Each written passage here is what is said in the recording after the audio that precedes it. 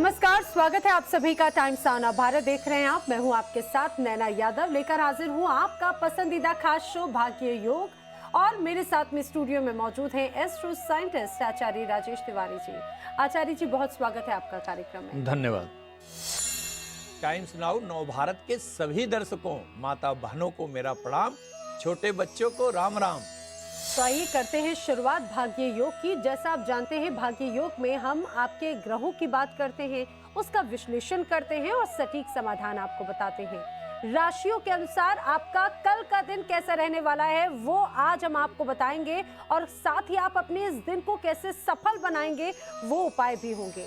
बात उनकी भी होगी जिनका कल जन्मदिन है। पूरा वर्ष उनके लिए कैसा रहने वाला है जानेंगे। तो साथ ही आचार्य जी से हम शकुन अपशकुन की खास जानकारियां भी लेंगे। बात आपकी सेहत की भी होगी। योगिनी सोनम से हम जानेंगे थकावट दूर करने वाला योग मंत्र क्या है। लेकिन शो की शुरुआत में आइए सबसे पहले आचार्य राजेश तिवारी जी से जान लेते हैं कल का उपयोगी पंचांग क्या है। कल 15 अप्रैल 2023 दिन शनिवार, वैशाख मास के कृष्ण पक्ष की 10वीं तिथि, श्रवण नक्षत्र, चंद्रमा मकर राशि का भोग करेगा। सर्वार्थ सिद्ध योग सुबह 5:39 से 7:26 तक रहेगा। राहु काल सुबह 9:14 से 10:51 तक रहेगा। इस बीच कोई शुभ कार्य मत करिएगा। तो कल का शुभ और अशुभ समय तो आपने जान लिया, यानी कि कल आपको किस समय क्या कार्य करना है उसकी प्लानिंग आप अभी से कर लीजिए। लेकिन आचार्य जी, आज आखिर किस खास विषय पर हम करेंगे चर्चा? आज हम बात करेंगे सूर्य और राहु के ग्रहण योग की। मैं बताऊंगा राशि के अनुसार आने वाला एक माह कैसा रहेगा। इसके साथ ही अशुभ प्रभावों को समाप्त करने वाले अचूक उपाय भी होंगे। तो आज के विषय पर हम आए, लेकिन उससे पहले आचार्य जी से जान लेते हैं आपका कल का दिन कैसा रहने वाला है। देखते हैं भाग्य चक्र के अनुसार पहली 3 राशियों का हाल।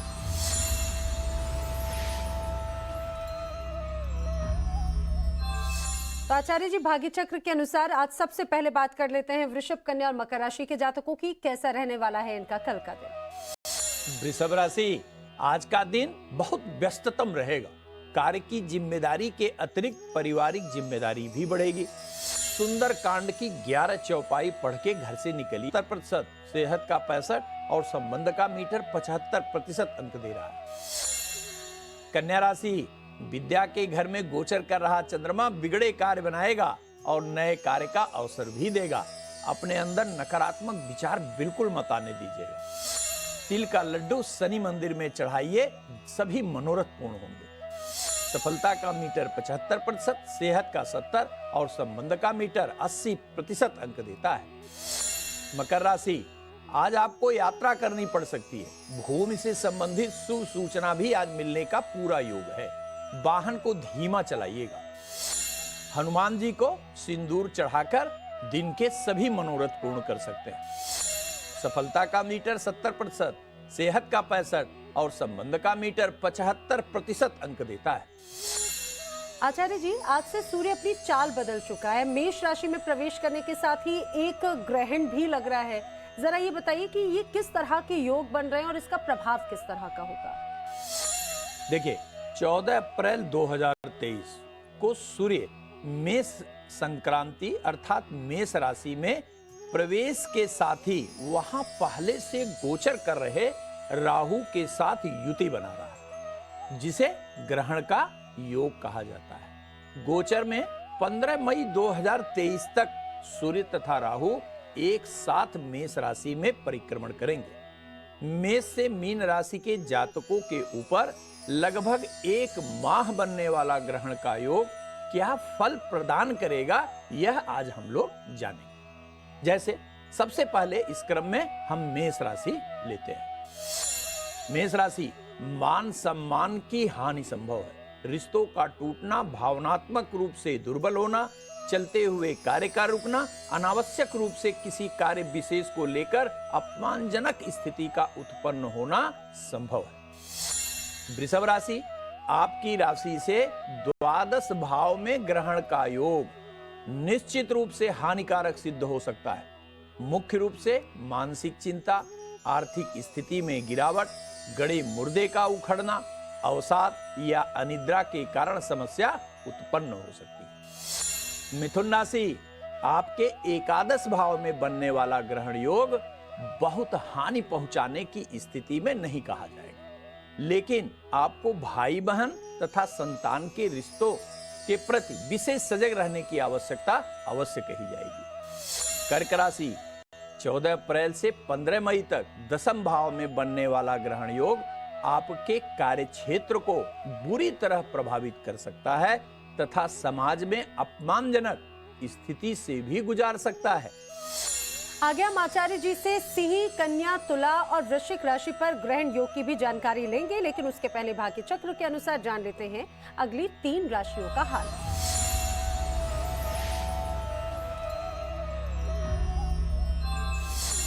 आचार्य जी, भाग्य चक्र के अनुसार अब बात कर लेते हैं मिथुन, तुला और कुंभ राशि के जातकों की। कैसा रहने वाला है इनका कल का दिन? मिथुन राशि, आपकी राशि से अष्टम भाव में गोचर कर रहा चंद्रमा शारीरिक दुर्बलता के साथ साथ मानसिक तनाव भी दे सकता है। बदलते मौसम में थोड़ा सावधान रहिएगा। हनुमान जी को सिंदूर चढ़ाइए, दिन के सभी मनोरथ पूर्ण होंगे।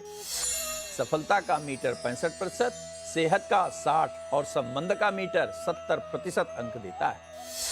तुला राशि, संतान की सफलता से प्रसन्नता प्राप्त होगी। कोई शुभ सूचना भी आज आपको मिलने वाली है। अनावश्यक खर्च से बचिएगा। भगवान शिव का जलाभिषेक करके दिन का प्रारंभ करिएगा। सफलता का मीटर 70, सेहत का 65 और संबंध का मीटर 70% अंक देता है। कुंभ राशि, चंद्रमा के 12वें होने के कारण थोड़ी भागदौड़ आपकी बढ़ेगी और कार्य का दबाव भी अनुभव कर सकते हैं। परिवार के सदस्यों की भावनाओं का ध्यान रखिएगा। गरीब व्यक्ति को वस्त्र का दान करिए, दिन बेहतर बीतेगा। सफलता का मीटर 75%, संबंध सेहत का मीटर 65% और संबंध का मीटर 80% अंक देता है। आचार्य जी, अब सिंह, कन्या, तुला और वृश्चिक राशि के जातकों के बारे में बताइए कि ये ग्रहण उन पर किस तरह से प्रभाव डालेगा। सिंह राशि, सूर्य और राहु से बनने वाला ग्रहण का गोचर आपके भाग्य की राशि में ही रहेगा, जिससे बहुत नकारात्मक फल तो निश्चित रूप से प्राप्त नहीं होगा, लेकिन भाग्य के मार्ग में अवरोध अवश्य उपस्थित हो सकता है। कन्या राशि, राशि से अष्टम भाव में ग्रहण योग का पाया जाना बेहद नकारात्मक फल प्रदान करने के लिए जाना जाता है। प्रत्येक कार्य में असफलता, चलते हुए कार्य का रुक जाना, अनावश्यक विवाद की स्थिति, पारिवारिक वातावरण का नकारात्मक होना। इस स्थिति से बचाव के लिए आपको क्या करना है? नियमित रूप से लाल रोली मिलाकर भगवान सूर्य को जल दीजिए और आदित्य हृदय स्तोत्र का निश्चित एक पाठ करिए। तुला राशि, आपकी राशि से सप्तम भाव में ग्रहण का योग पाया जाना अच्छा नहीं है। विवाह के मार्ग में अवरोध निश्चित रूप से यह उपस्थित कर सकता है। जीवन साथी के साथ गंभीर मतभेद की स्थिति भी उत्पन्न कर सकता है। वृश्चिक राशि, सूर्य तथा राहु के कारण बनने वाले ग्रहण योग के छठे भाव में होने के कारण आपको मिश्रित परिणाम मिलेगा।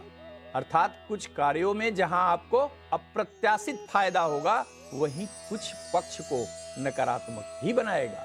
इस समय में राहु के मंत्र ओम रांग राहवे नमः का जप बेहद लाभकारी सिद्ध होगा। आगे हम आचार्य जी से धनु, मकर, कुंभ और मीन राशि पर ग्रहण योग की भी जानकारी लेंगे, लेकिन उससे पहले भाग्य चक्र के अनुसार जान लेते हैं अगली 3 राशियों का हाल।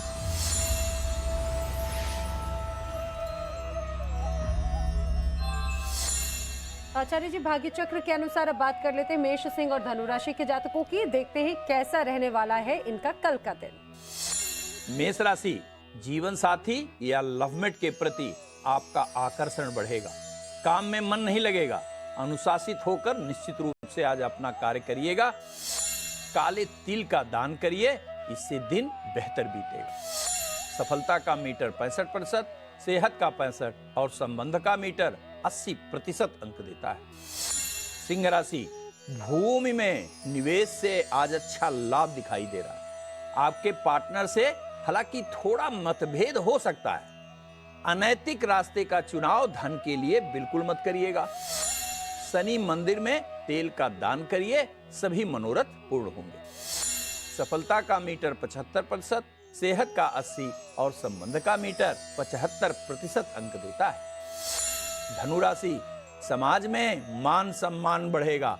भवन खरीदने से संबंधित कार्य में सफलता मिलने जा रही है। अनियमित भोजन करने से बचिएगा। विष्णु मंदिर में खिचड़ी का यदि दान कर सकें तो सभी मनोरथ आपके सिद्ध होंगे। सफलता का मीटर 65%, सेहत का 60 और संबंध का मीटर 70% अंक देता है।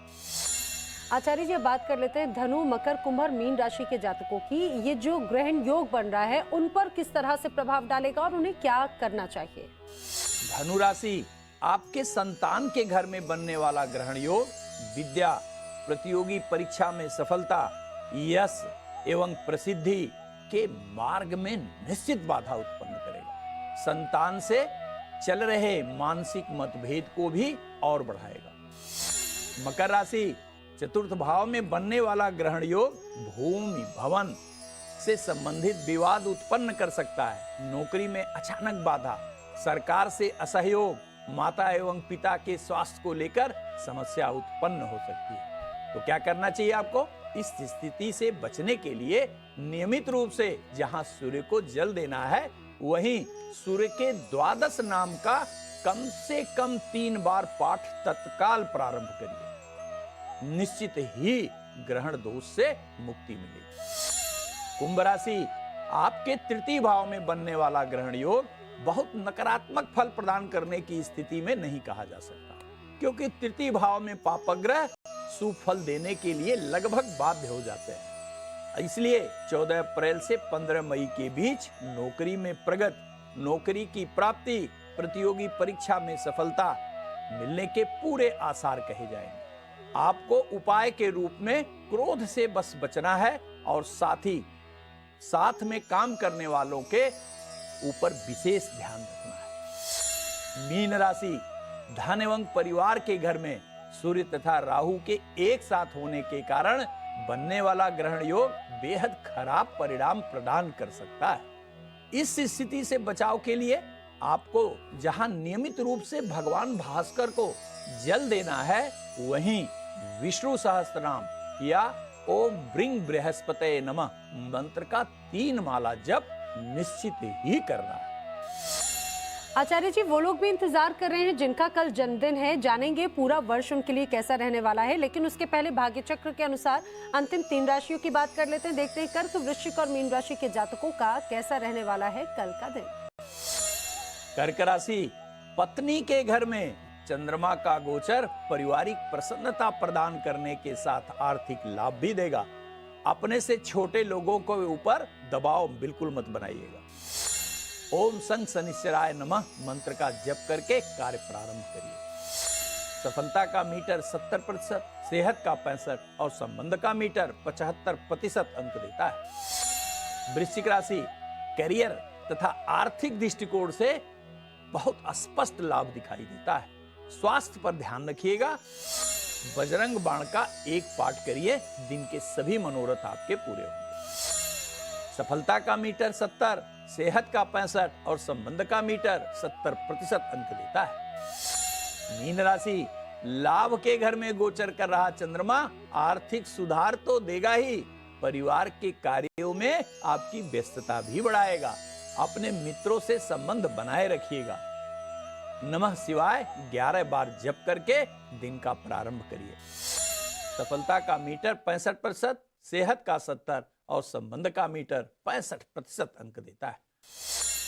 आगे बात आपकी सेहत की भी होगी। योगिनी सोनम से जानेंगे कि पैरों को मजबूत बनाने वाले योग मंत्र कौन से हैं। लेकिन आचार्य जी, उसके पहले बात कर लेते हैं उनकी जिनका कल जन्मदिन है। ये पूरा वर्ष उनके लिए कैसा रहने वाला है? जिनका कल जन्मदिन है उनको मेरी तरफ से बहुत बहुत बधाई और ढेर सारा प्यार। 15 अप्रैल का जन्म होने के कारण आपका मूलांक या बर्थ नंबर 6 है। इसका स्वामी ग्रह शुक्र है, जो प्रेम, शांति, ऐश्वर्य, संगीत, ललित कला आदि का मूल है। वर्ष 2023 का नेतृत्व केतु कर रहा है, जिसके कारण यह वर्ष आपके लिए भाग्यशाली सिद्ध होने जा रहा है। आर्थिक क्षेत्र में आपके किए गए प्रयास जहां सार्थक होंगे, वहीं पे नवीन कार्य का मौका भी आपको मिलेगा। पूरे वर्ष को अपने अनुकूल बनाने के लिए क्या करना चाहिए? नियमित रूप से आपको ओम सुंग शुक्राय नमः मंत्र का एक माला कम से कम जप करना चाहिए और प्रत्येक शुक्रवार को माता लक्ष्मी को खीर का भोग लगाना। आगे हम आचार्य जी से शकुन अपशकुन की खास जानकारियां लें, लेकिन उसके पहले बात कर लेते हैं आपकी सेहत की। लगातार अगर आपको भी पैरों में दर्द रहता है, आप पैरों को मजबूत बनाना चाहते हैं, तो आइए इसका योग मंत्र जानते हैं योगिनी सोनम से। नमस्कार, मैं सोनम। आज हम लेग स्ट्रेंथ के बारे में बात करेंगे। लंबे समय तक बैठे रहने से, कम चलने फिरने से और साथ ही साथ सुबह की धूप में ना जाने से आपके शरीर में विटामिन डी का स्तर कम होने लगता है, जिससे आपको हड्डियों में दर्द और मांसपेशियां कमज़ोर होने लगती हैं। चलिए ऐसे कुछ योगासन करते हैं जो आपके पैरों के मसल्स को साथ ही साथ हड्डियों में मजबूती लेकर आएंगे। चलिए शुरू करते हैं। वीरभद्र आसना। सीधे खड़े हो जाएं। सांस लेते हुए अपने दोनों हाथों को ऊपर की ओर लेकर जाएं। अब सांस छोड़ते हुए अपने दाएं पैर को ज्यादा से ज्यादा पीछे की ओर लेकर जाएं। ध्यान रहे आपका दायां घुटना मुड़े नहीं, साथ ही साथ आपको अपने शरीर को लंबा करना है। आप कम से कम 20 से 30 सेकंड या फिर आपकी क्षमता अनुसार और सांसों को बिना रोके इसी आसना में बने रहें। अब सांस लेते हुए अपने शरीर को सेंटर में ले आए। अब सांस छोड़ते हुए ये आसना हम दाईं तरफ से दोहराएंगे। अपने बाएं पैर को अंदर ले आएं और अपने दाएं पंजे को बाहर की तरफ मोड़ लें। रोजाना 2 से 3 बार इस आसना को दोहराएं।